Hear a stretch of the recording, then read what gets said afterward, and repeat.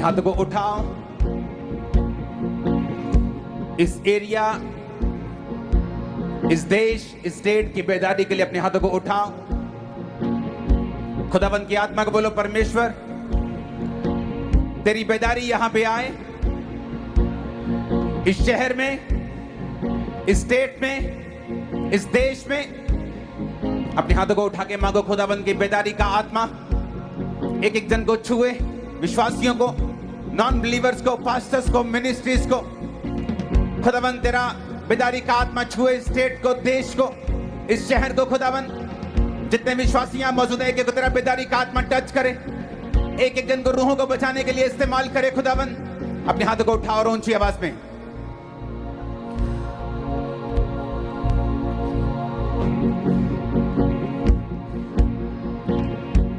जितने लोगों के लिए प्रार्थना करे वो पाक रूह से भरे, जो प्रार्थना कर रहे वो पाक रूह से भरे यीशु मसीह के नाम में। अपने हाथों को उठा के जुम्बश के साथ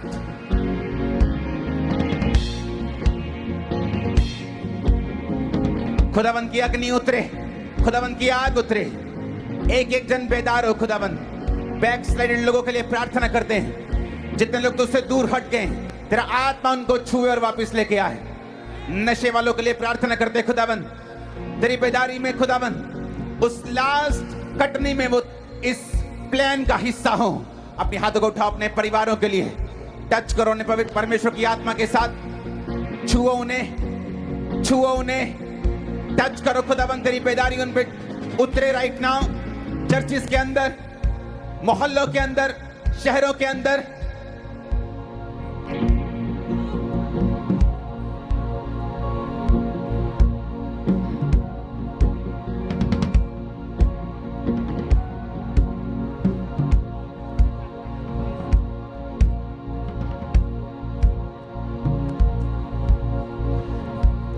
आज बेदारी के लिए ही प्रार्थना करके अपने हाथों को उठा के टच करो अपने फैमिली मेंबर्स को, अपने रिश्तेदारों को, अपने लोगों को, अपने परिवार को छुओ यीशु मसीह के सामर्थी नाम में। खुदावंद के उद्धार का आत्मा आपके परिवारों में कार्य करे, आपके मोहल्लों में कार्य करे। आज से ये मीटिंग अटेंड करने के बाद आप परमेश्वर के एक सुसमाचार प्रचारक बन जाएं। जब भी आप मुंह खोले, खुदावंद का आत्मा आप पर से बात करे, आप पर उतरा करे। जब आप प्रार्थनाओं में बैठे, पवित्र आत्मा आप पे उतरे और गैर भाषाओं से आप भरे, जैसे आप खुदावंद के काम को करें। अपने दोनों हाथों को उठा के आज के बाद खुदावंद की रूह जब आप प्रार्थना करें आप पर उतरे और आप एक बेदारी का हिस्सा हो, बेदारी फैलाने वाले हो। आमीन। जितना ऊंचा और लंबा ये ब्लेसिंग उतनी बड़ी है। इस मीटिंग को अटेंड करने के बाद मेरी प्रार्थना है आप खुदावंद के लिए सुसमाचार का काम करने पाएंगे। यीशु मसीह ने कहा, मैं अपने याजकों को बेस्ट दूंगा। मेरे याजक बेस्ट तेल, बेस्ट दाख, बेस्ट अन्न, वो अपनी लाइफ में बेस्ट को हासिल करेंगे। आज मेरी प्रार्थना है जब आप परमेश्वर के वचन को सुन के अपनी लाइफ को समर्पित कर देंगे, अपनी लाइफ में आप बेस्ट को हासिल करेंगे। इस मीटिंग के बाद मैं आपके लिए भविष्यवाणी करता हूं, इस वचन को सुनने के बाद, इस मीटिंग को अटेंड करने के बाद, जितने इस वचन को फॉलो करेंगे, परमेश्वर की आत्मा ने मुझसे कहा इस मीटिंग में आने से पहले वो आपकी बेइज्जती को इज्जत में तब्दील कर देगा, वो आपकी निराशा को आशा में तब्दील कर देगा, वो आपके रोने को हंसने में तब्दील कर देगा। उसने कहा, हे बांझ, तू जो पुत्रहीन है, जय जयकार कर, क्योंकि जो बांझ है उसके साथ होने वाले हैं, वो आशीषित होने वाली है, वो आगे बढ़ने वाली है, वो सारे बेइज्जती के बंधनों को तोड़कर आगे बढ़ने वाली है। आमीन। ऊंचा ये ब्लेसिंग तुम्हारी है चर्च। अपने हाथों को उठाकर ऊंची आवाज बोलो, थैंक यू जीसस। बोलो, प्रभु यीशु मसीह, मेरी प्रार्थना है कि आज से मैं ये बेदारी का हिस्सा बनूं। ऊंची आवाज में बात करो फिर से, परमेश्वर, मेरी प्रार्थना है कि आज से मैं ये बेदारी का हिस्सा बनूं। प्रभु यीशु मसीह के सामर्थी नाम में हम मांगते हैं, आमीन। आपका साथ वाले शहर में जाना चाहिए, इतना ऊंचा होना चाहिए। अपने घुटनों के बाहर आ जाओ, पवित्र वचन को अपने हाथों में उठाओ और बोलो, आज मैं अपने दिल को इस वचन के लिए खोलता हूं। जितनी गवाहियां मैं सुनूंगा, जितना वचन मैं सुनूंगा, मैं फलों को लेके आऊंगा। उठाओ अपने हाथों को थैंक यू जीसस बोलते हुए। धन्यवाद, धन्यवाद, धन्यवाद यीशु जी, धन्यवाद, धन्यवाद, धन्यवाद यीशु जी। बाइबल को और ऊंचा उठाओ, वायदा करो, परमेश्वर ये वचन मेरे शुद्ध रहने का आधार, मेरे चंगे रहने का आधार है, उद्धार में बने रहने का आधार है। मैं इस वचन से हटूंगा नहीं, मैं इसे सुनना नहीं छोड़ूंगा, इस पे अमल लेके आऊंगा। और जो कुछ मैं सुनता हूं, जो कुछ मैं सुनती हूं, अपने घराने को और दूसरे लोगों को सुनाऊंगा। आज मैं वायदा करता हूं, ये वचन जो आज मैं सुनूंगा, सुनूंगी, ये व्यर्थ नहीं होगा। प्रभु यीशु मसीह के सामर्थी नाम में हम मांगते हैं, आमीन। जितना ऊंचा और लंबा ये ब्लेसिंग, उतनी बड़ी है चर्च। अपनी सीट को ग्रहण करो, अपने हाथों को उठाओ, अपने मन में पवित्र आत्मा से बात करो। पवित्र आत्मा,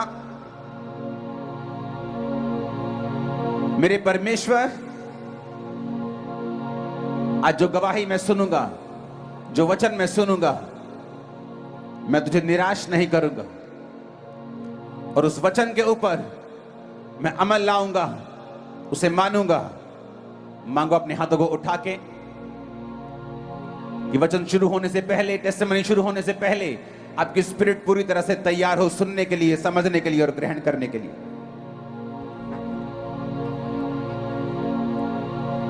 बाप देवा को सानू प्यार विखाया यीशु, वांगयो का सानू अंबरी उड़ाया यीशु,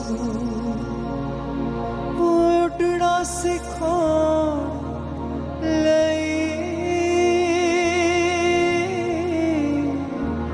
अंबरी उड़ाण लई।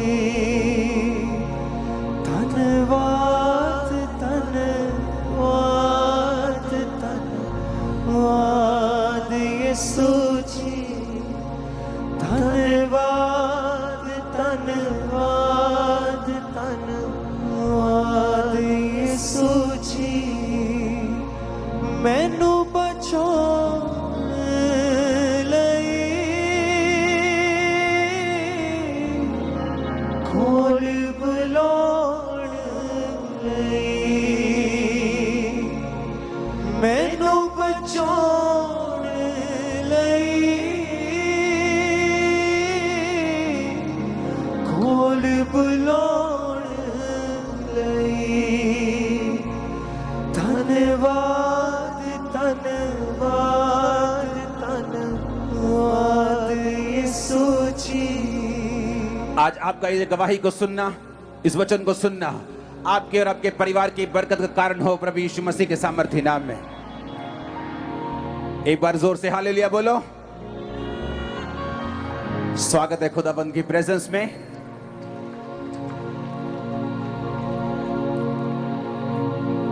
इसे मैं गुरदासपुर नहीं, इसे मैं हमेशा पवित्र गुरदासपुर बोलता हूं। ये मेरा फेवरेट स्थानों में से एक स्थान है।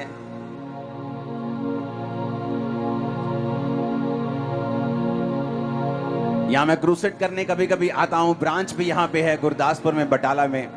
लेकिन मैं आपको एक बात आत्मा के द्वारा बताना चाहता हूं, बहुत जल्द यहां मंथली मीटिंग शुरू होगी, जो परमेश्वर की आत्मा ने मुझे करने के लिए बोला है। जितना आपको लगता है उससे कहीं अधिक बड़ा परमेश्वर का प्लान इस एरिया के लिए है। उसका प्लान इतना बड़ा है कि पंजाब में एक आने वाली बेदारी जो सब एरिया में होगी, स्पिरिचुअल भी होगी और भी बहुत सारी एरियाज में होगी, चाहे वो पॉलिटिकल कोई भी हो, और आप लोग उसकी अगुवाई करेंगे, आप लोग उसका हेड होंगे। ये गुरदासपुर के लिए परमेश्वर का प्लान है। मैं आपको परमेश्वर का हार्ट, उसका दिल आप लोगों पर प्रकट कर रहा हूं। तो परमेश्वर ने मेरी ड्यूटी लगाई है इस एरिया को और स्पिरिचुअली स्ट्रांग करने के लिए, और आपको परमेश्वर के साथ और मिलाने के लिए, क्योंकि जो कुछ परमेश्वर आपको देना चाहता है उसके लिए आपको परमेश्वर के साथ मेल मिलाप करना पड़ेगा। ये एरिया खाली कर दो, हट जाओ सभी, थोड़ा खाली कर दो। आप मेरी बात समझ रहे कि नहीं? मेरा बिलीव है जब आप ये टेस्टिमनी को सुनेंगे और वचन को सुनेंगे, आप सेम नहीं होंगे। ओके, टेस्टिमनी शुरू करेंगे। इनका नाम, सिस्टर को माइक देंगे, भाई को माइक देंगे। इनका नाम क्या है? जैम सिकी पास्टर जी, आई संगत नु जैम सिकी। मेरा नाम ज्योति है, मेरे हस्बैंड का नाम डैनियल। अपोस्टल जी, इनका नाम खड़ा उधर, हट जा। माइक उस स्पीकर के पास क्यों खड़ा कर रहे हो तुम?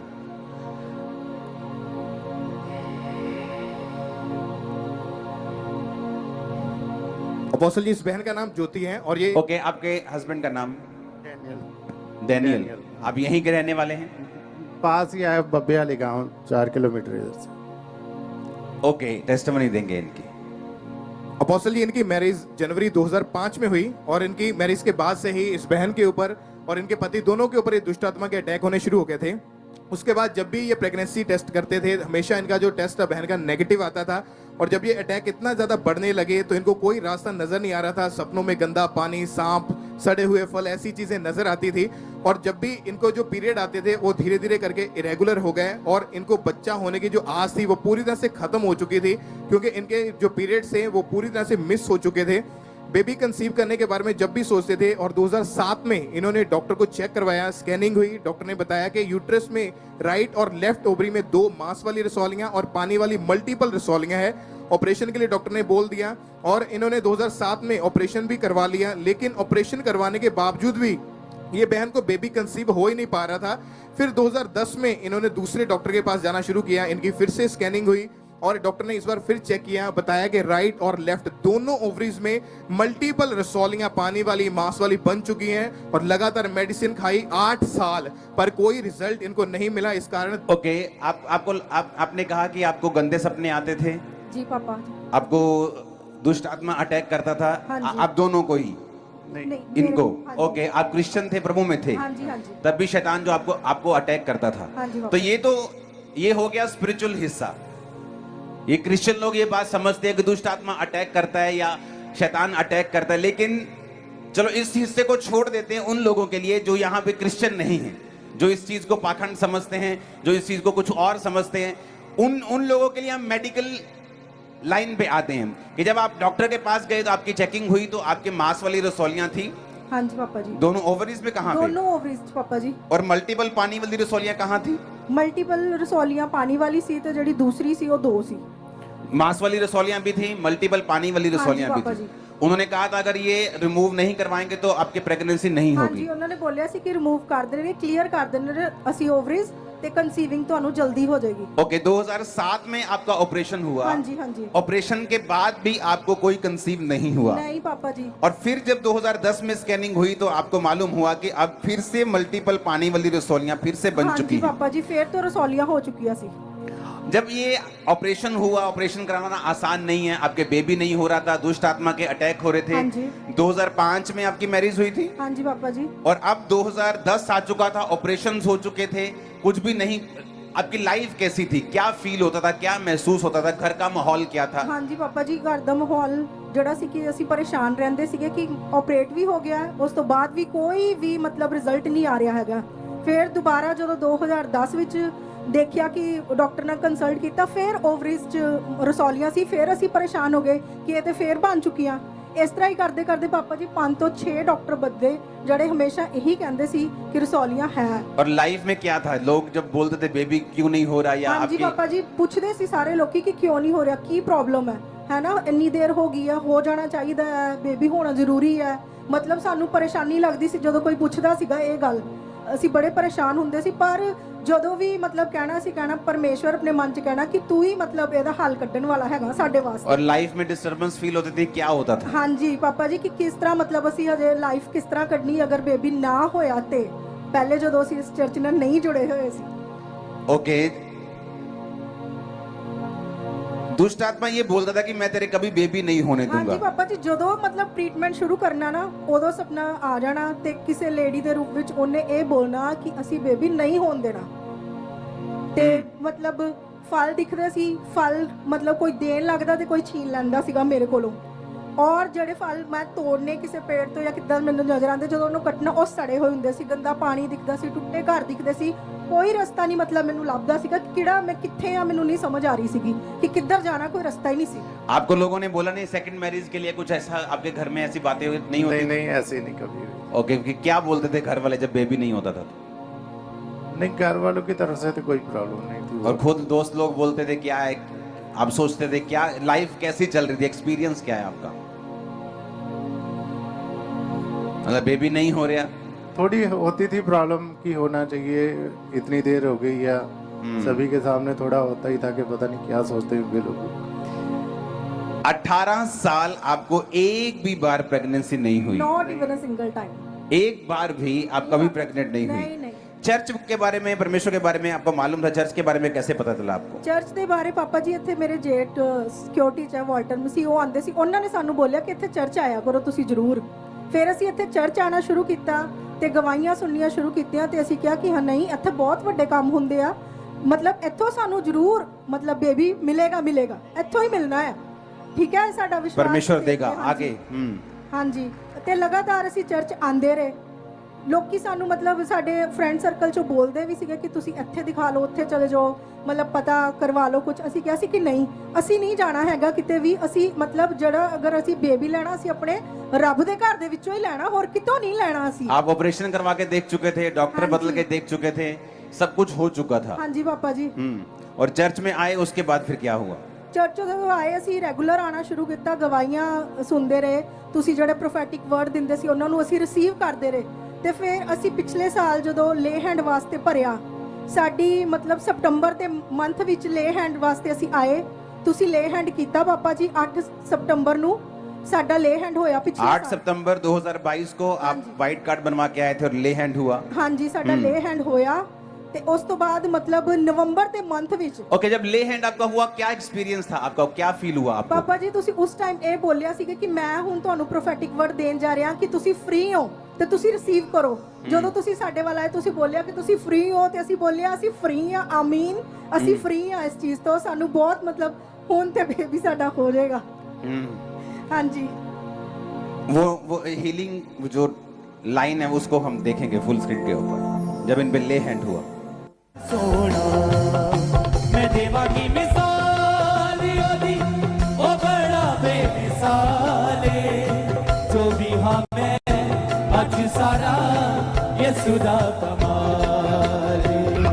मैं देवा की मिसाल योदी, ओ बड़ा बेमिसाल ये दोनों दिखाना, जो भी दोनों स्क्रीन पे दिखाना, आज सा पीछे पीछे करना, पॉज करना पीछे करके।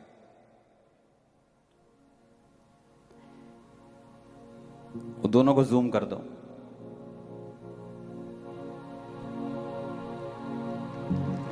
दोनों को जूम, हस्बैंड वाइफ को इधर भी, दोनों को। जब जीसस सीन में आते हैं, स्टोरी चेंज होती है। और आज मैं आपको प्रोफेटिकली बता सकता हूं, वो आपके सीन में आना भी चाहते हैं और आपकी स्टोरी को चेंज भी करना चाहते हैं। जब आपका सितंबर को ले हैंड हुआ, आप नवंबर को प्रेग्नेंट थी। ਹਾਂਜੀ ਪਾਪਾ जी, लाइफ में first time. First time. Okay, जब आपको प्रेगनेंसी हुई तो वो दुष्ट आत्मा के जो ड्रीम आते थे, आपको सपने आते थे, सड़े फल दिखते थे, ये हो गया एक स्पिरिचुअल एस्पेक्ट जो मैं आपसे बात कर रहा हूं। शारीरिक क्या था कि आपकी जब प्रेगनेंसी होगी, इसका मतलब वो सारी चीजें अंदर मेडिकली सॉल्व हो गई तो प्रेगनेंसी हो गई। हाँ जी पापा। लेकिन स्पिरिचुअली हिस्सा क्या था जो शैतान आप पे अटैक करता था, क्या उसने अटैक किया? नहीं, दोबारा नहीं पापा जी। कोई सपना नहीं, नहीं कोई गंदा फल ऐसी नहीं। जगह कि एक दिन ਜਦੋਂ ਮੈਨੂੰ ਪਾਪਾ ਜੀ ਪਤਾ ਲੱਗਿਆ ਜਨਵਰੀ ਦੇ ਮੰਥ 'ਚ ਕਿ ਮੈਂ ਪ੍ਰੈਗਨੈਂਟ ਆ ਨਵੰਬਰ 'ਚ ਮੈਨੂੰ ਨਹੀਂ ਪਤਾ ਲੱਗਾ ਮੈਨੂੰ ਜਨਵਰੀ 'ਚ क्योंकि पता आपको लगा। आपने 18 इयर्स मैरिज हाँ जी, के पापा। 18 साल बिना प्रेगनेंसी के गुजारे ਟੈਸਟ ਨਹੀਂ ਕੀਤਾ ਮੈਂ ਸੋਚਿਆ ਕਿ ਸ਼ਾयद ਇਰੈਗੂਲੈਰਿਟੀ ਹੈ ਪੀਰੀਅਡਸ ਦੀ कि पीरियड नहीं आते शायद ਪਰ इसीलिए ਸੰਡੇ ਅਸੀਂ ਜਦੋਂ 22 ਜਨਵਰੀ ਨੂੰ ਇੱਥੇ ਚਰਚ ਆਪਣੇ ਬ੍ਰਾਂਚ ਵਿੱਚ ਗਏ ਤੇ ਉਸ ਦਿਨ ਮੇਰੇ ਹਸਬੰਡ ਕਹਿੰਦੇ ਕਿ ਅੱਜ ਮਨ ਕਰ ਰਿਹਾ ਕਿ ਅਸੀਂ ਟੈਸਟ ਕਰਨਾ ਮੈਂ ਕਿਹਾ ਨਹੀਂ ਕੋਈ ਗੱਲ ਨਹੀਂ ਕਹਿੰਦੇ ਨਹੀਂ ਅੱਜ ਕਰਨਾ ਹੀ ਕਰਨਾ ਟੈਸਟ ਅੱਜ ਕਰਨਾ ਜਦੋਂ ਟੈਸਟ ਕੀਤਾ ਇਟ ਵਾਸ ਪੋਜ਼ਿਟਿਵ ਉਹ ਕਰਦਾ ਭਲਾ ਆਪਣੇ ਲੋਕਾਂ ਦੇ ਨਾਲ